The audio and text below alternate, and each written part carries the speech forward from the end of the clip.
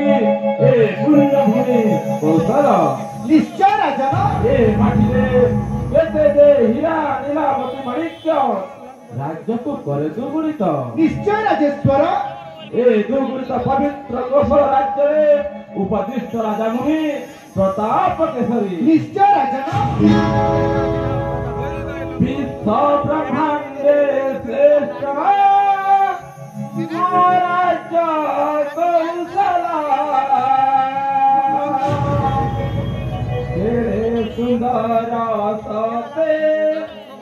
राज्य महाराज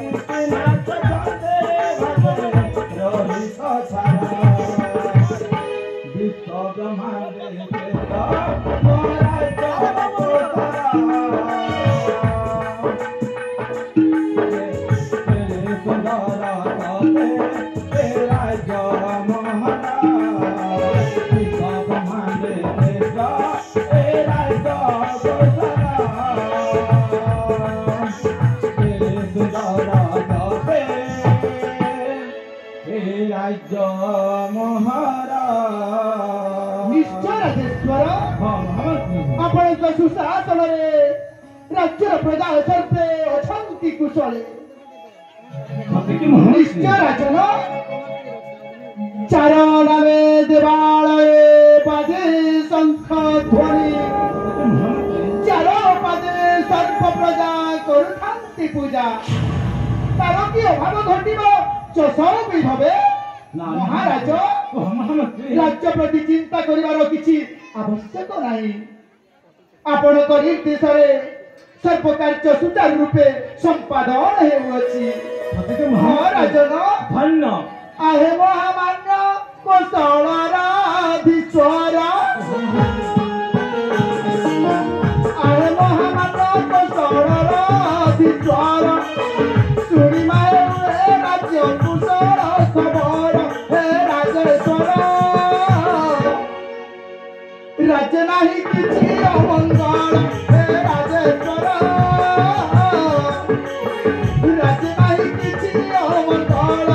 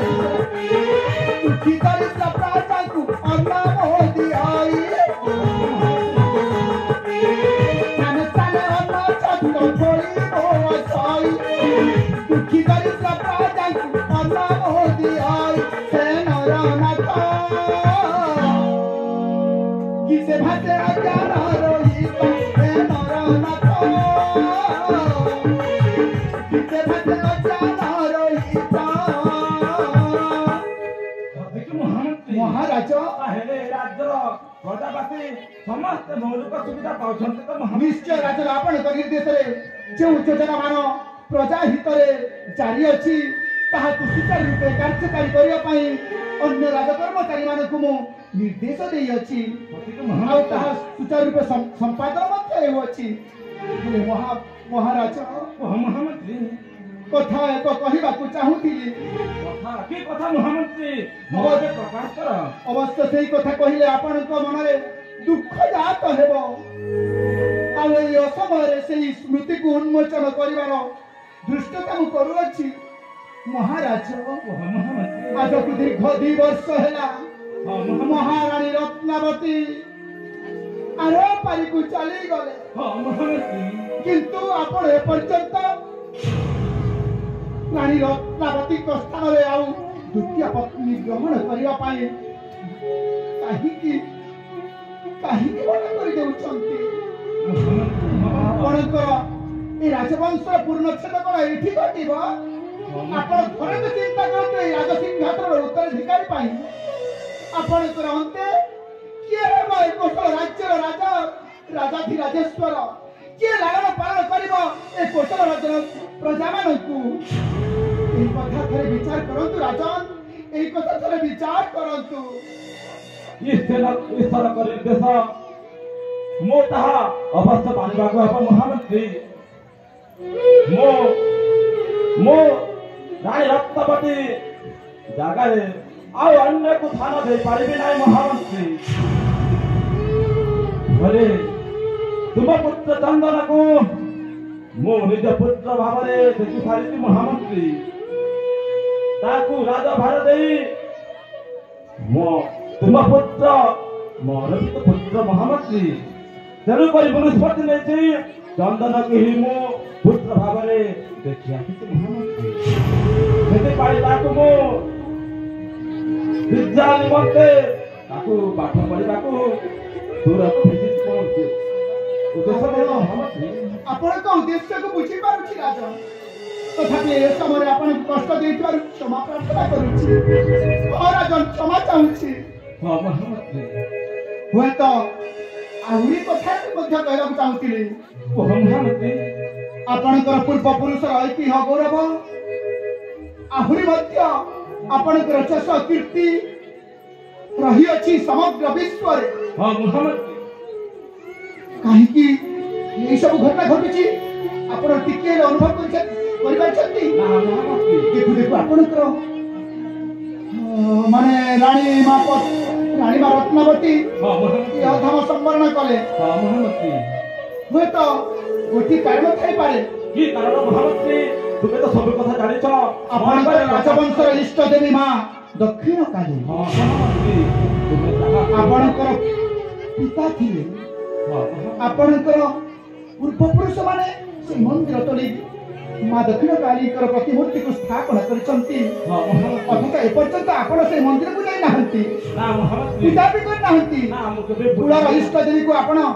ପୂଜା କରିବାର ଅବମାନନା କରିଥିବାରୁ ହୁଏତ ମା କାଳୀଙ୍କର ଅଭିଶାପ ପଡ଼ିଥାଇପାରେ,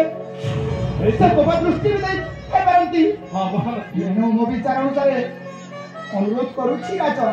ଆପଣ ଥରେ ସେଇ ମନ୍ଦିରକୁ ଯାଇକି ମାଙ୍କର ଦର୍ଶନ କରନ୍ତୁ। ତୁମେ ଠିକ କଥା କହୁଛ ମହାମନ୍ତ୍ରୀ। ଆମେ କାଲି ପ୍ରଭାତୀ ହେ ଆମେ ଦକ୍ଷିଣ କାଳୀ ମନ୍ଦିରକୁ ଦର୍ଶନ ପାଇଁ ଯିବା ମହାମନ୍ତ୍ରୀ। ତାହେଲେ ବିଜୟ ହୁଅନ୍ତୁ ରାଜା। ତାହେଲେ ଯିବା ମହାମନ୍ତ୍ରୀ।